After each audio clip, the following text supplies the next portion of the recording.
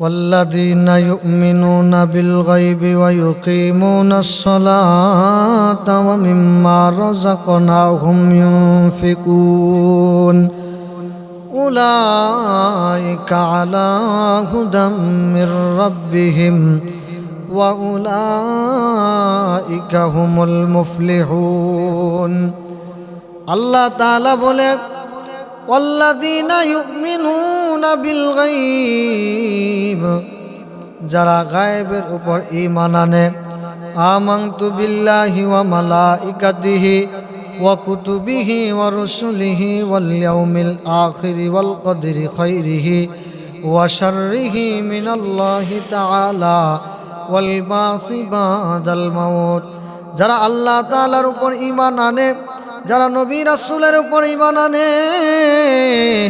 যারা কোরআন কারীমের উপর ঈমান আনে যারা কাল কিয়ামতের ময়দানের উপর ঈমান আনে ওয়াল্লাযীনা ইউমিনুনা বিল গায়ব যারা গায়েবের উপর ঈমান আনে ওয়া ইউকিমুনাস সালাহ এবং যারা নামাজ আদায় করে ওয়া মিম্মা রাযাকনাহুম ইউনফিকুন এবং আল্লাহ তাআলা যেই রিজিক দান করছে এই রিজিক থেকে যারা দান করে উলাইকা আলা হুদাম মির রাব্বিহিম ওয়া উলাইকা হুমুল মুফলিহুন আল্লাহ তাআলা বলে তারাই হেদায়েতের উপর প্রতিষ্ঠিত আছে এবং তারাই সফল কাম ওয়া মিম্মা রাযাকনাহুম ইউনফিকুন আল্লাহর রাস্তায় দান করার কথা আল্লাহ তাআলা বলছে ও মুসলমান ইমানদার আল্লাহর রাস্তায় দান করলে অনেক ফায়দা আছে দেখেন আল্লাহর রাস্তায় দান করলে কি পরিমাণ ফায়দা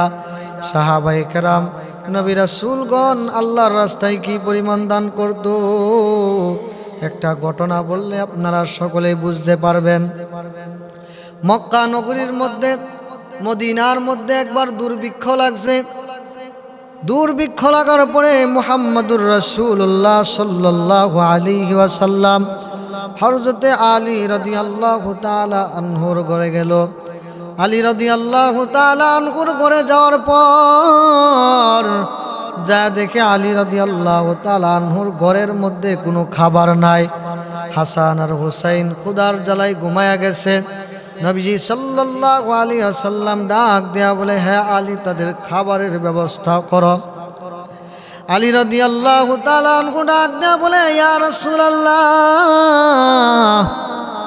ইয়া হাবিবাল্লাহ আমার কাছে তো কোনো অর্থ নাই আমি তাদের জন্য খাবারের ব্যবস্থা করব ওগো আল্লাহর পয়গম্বর এমন কোনো জিনিসও নাই আমি বিক্রি করে খাবারের ব্যবস্থা করব আল্লাহর পয়গম্বর ডাক দেয়া বলে আলী তোমার শরীরের মধ্যে চাদর আসেনি আলী রাদিয়াল্লাহু তাআলা আনহু ডাক দেয়া বলে ইয়া রাসূলুল্লাহ পরিধান করার মতো আমার শুধু একটা চাদর আছে মুহাম্মাদুর রাসূলুল্লাহ সাল্লাল্লাহু আলাইহি ওয়াসাল্লাম ডাক দেয়া বলে হে আলী তুমি এই চাদরটাই বিক্রি কইরা দাও আলী রাদিয়াল্লাহু তাআলা আনহু এই চাদরটা বিক্রি করার জন্য বাজারের মধ্যে গেল বাজারের মধ্যে যাওয়ার পরে এই চাদরটা 6 পয়সায় বিক্রি করলো 6 মোহরে বিক্রি করলো 6 মোহরে বিক্রি করার পরে আলী রাদিয়াল্লাহু তাআলা আনহু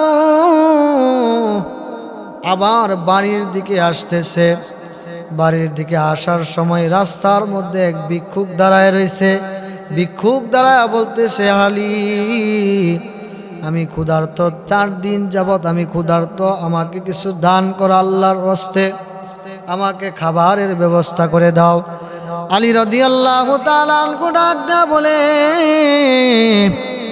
আমি 3 দিন যাবত ক্ষুধার্ত 3 দিনের ক্ষুধা আমি সহ্য করতে পারি না তুমি 4 দিনের ক্ষুধা কিভাবে সহ্য করো আলী রাদিয়াল্লাহু তাআলা 6টা মোহর ওই ভিক্ষুককে দান করে দিল সুবহানাল্লাহ নিজে 3 দিন যাবত উপাস নিজের ঘরের মধ্যে সন্তানকে খাবার দিতে পারে না শরীরের চাদর বিক্রি কইরা 6টা মোহর পাইছে এটাও আবার দান কইরা দিছে কিন্তু এখানে একটা ঘটনা আছে আলী রাদিয়াল্লাহু তাআলা আনহু ওই 6টা মোহর দান করার পর আল্লাহ তাআলাকে ডাক দেয়া বলে, ও মালিক, আপনার হাবিব আপনার বন্ধু থেকে শুনছি আল্লাহর রাস্তায় যারা দান করে 1 পয়সা দান করলে আপনি নাকি তাকে 10 পয়সা দান করেন।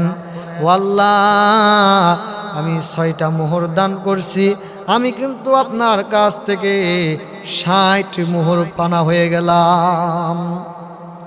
এই কথা বলে আলী রাদিয়াল্লাহু তাআলা আনহু বাড়ির দিকে যাইতেছে। হঠাৎ কইরা রাস্তার মধ্যে একটা লোকের সাথে সাক্ষাৎ। তার হাতের মধ্যে একটা উট নিয়ে দাঁড়ায় রইছে।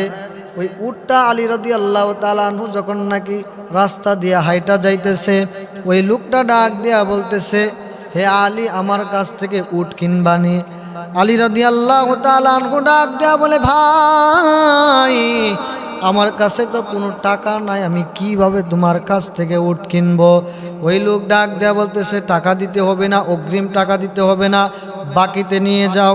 তোমার কাছে যখন নাকি টাকা হবে তখন তুমি আইনা কি করো, আমাকে আবার আমার পাওনা পরিশোধ করে দেয়া যায়। তখন উটটা ছিল খুব সুন্দর। আলী রাদিয়াল্লাহু তাআলা আনহুর খুব পছন্দ হলো উটটি। এই জন্য বাকিতে উটটা নিয়ে তিনি চলতে শুরু করলো। হঠাৎ করে একটু সামনে অগ্রসর হওয়ার পরে আবার আরেকটা লোকের সাথে সাক্ষাৎ। ওই লোকটা ডাক দিয়া বলতেছে, ভাই আলী, তুমি কি উটটা বিক্রি করবা? তখন ডাক দেয়া বলতেছে, বিক্রি করব, বাকিতে কিন্তু বিক্রি করব না, আমি বাকিতে আনছি। তুমি যদি নগদে নিতে পারো তাহলে কি করো, তুমি আমার কাছ থেকে উটটি ক্রয় করতে পারো। ওই লোকটার উটটা খুব পছন্দ হলো। এই জন্য আলী রাদিয়াল্লাহু তাআলা আনহুকে ডাক দেয়া বলে, হে আলী, আমি তোমার কাছ থেকে বাকিতে নিব না, আমি তোমার কাছ থেকে পয়সা দিয়েই উটটা ক্রয় করে নিব। তখন ওই লোকটা ডাক দেয়া বলতেছে, হ্যাঁ আলী, তোমার এই উটের জন্য কত টাকা দিতে হবে? আলী রাদিয়াল্লাহু তাআলা আনহু ডাক দেয়া বলতেছে, তুমি এমন একটা দাম বলো, আমার অন্তরের ভিতরে একটা দাম আছে, আমি তোমার কাছে বলবো না, তুমি এমন একটা দাম বলো, যদি আমার দামের সাথে মিলে যায় তাহলে তোমার কাছে আমি উটটা বিক্রি করে দিব। ও মুসলমান ইমানদার, এই জন্য আলী রাদিয়াল্লাহু তাআলা আনহু এই কথা বলার পরে তখন ওই লোকটা ডাক দেয়া বলতেছে, ভাই, আমি তোমার কাছ থেকে এই উটটা কি করব, 60 মোহর দিয়া কিনা নিব। সুবহানাল্লাহ। ওই লোকটা ডাক দেয়া বলতেছে, তোমার উটটা আমি 60 মোহর দিব, 60 মোহরে আমি তোমার কাছ থেকে উটটা কিনে নিব। আলী রাদিয়াল্লাহু তাআলা আনহু বড় খুশি হয়ে গেল, কারণ দান করছে 6 পয়সা আর পাইছে 60 পয়সা, একে 10 করে বাড়ায় দিছে আল্লাহ তাআলা। তখন ও মুসলমান ইমানদার, আলী রাদিয়াল্লাহু তাআলা আনহু কি করছে, এই উটটা তার কাছে বিক্রি কইরা ওই পাওনাদারকে তার পয়সাটা আবার বুঝাইয়া দিয়া বাড়ির মধ্যে চইলা গেল। বাড়ির মধ্যে যাওয়ার পরে আলী রাদিয়াল্লাহু তাআলা আনহুর মুখের মধ্যে বড় একটা হাসি ফুটে উঠল। নবীজি সাল্লাল্লাহু আলাইহি সাল্লাম ডাক দেয়া বলে, আলী, তোমার মুখে এত হাসি কেন? আলী রাদিয়াল্লাহু তাআলা আনহু বলে, ইয়া রাসূলুল্লাহ, ইয়া হাবিবাল্লাহ, আমি চাদর বিক্রি করতে পেরেছি, এই জন্য খুশি। নবী সাল্লাল্লাহু আলাইহি সাল্লাম ডাক দেয়া বলে, হে আলী, এটা তো এরকম খুশি না, তোমাকে তো বড় খুশি দেখা যাইতেছে। আলী রাদিয়াল্লাহু তাআলা আনহু স্বীকার করে না। এক পর্যায়ে নবী সাল্লাল্লাহু আলাইহি সাল্লাম ডাক দিয়ে বলে, হে আলী, আমি কিন্তু সমস্ত ঘটনা জানি।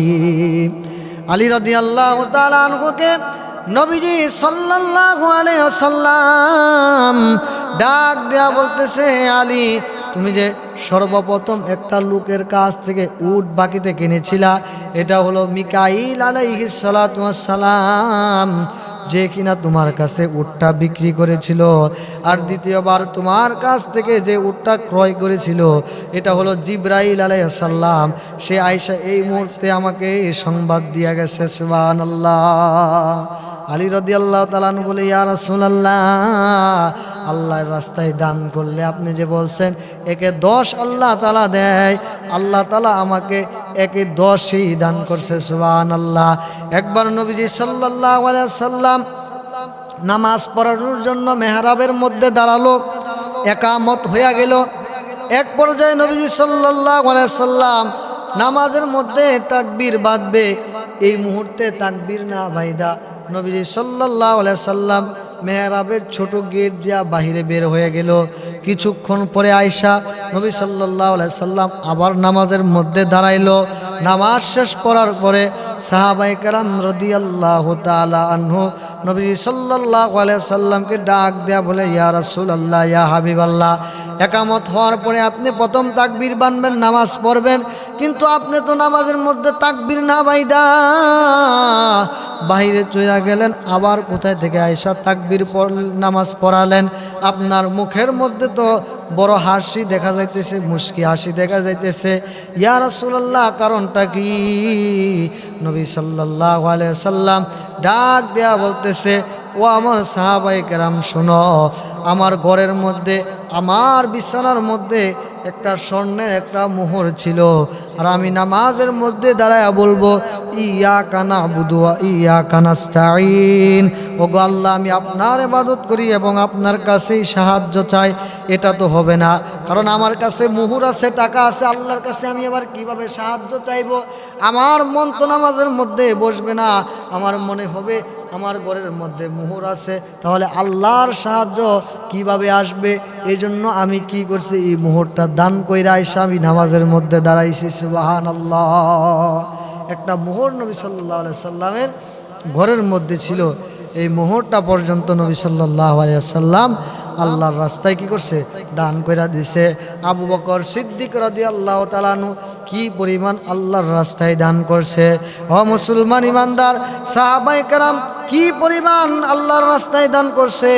নবী সাল্লাল্লাহু আলাইহি ওয়াসাল্লাম একদিন ডাক দেয়া বলতেছে, তোমরা কে কি দিবা ইসলামের জন্য, যুদ্ধের জন্য? তখন সমস্ত সাহাবায়ে কেরাম দান করতে শুরু করলো। এক পর্যায়ে আবু বকর সিদ্দিক রাদিয়াল্লাহু তাআলা আনহু ঘরের মধ্যে যা ছিল শুধু পাটের ছালা দিয়া তার পোশাক বানায়া কি করছে, শরীরের মধ্যে পরিধান কইরা সমস্ত কিছু আল্লাহর পয়গম্বরকে দান কইরা দিছে আল্লাহর রাস্তায়। সুবহানাল্লাহ। এই পরিমাণ দান সাহাবায়ে কেরাম করছে। ও মুসলমান ইমানদার, দান করলে কিন্তু ধন কমে না, দান করলে আল্লাহ তাআলা ধন আরো বাড়ায় দেয়। দান করলে 5টা ফজিলত আছে।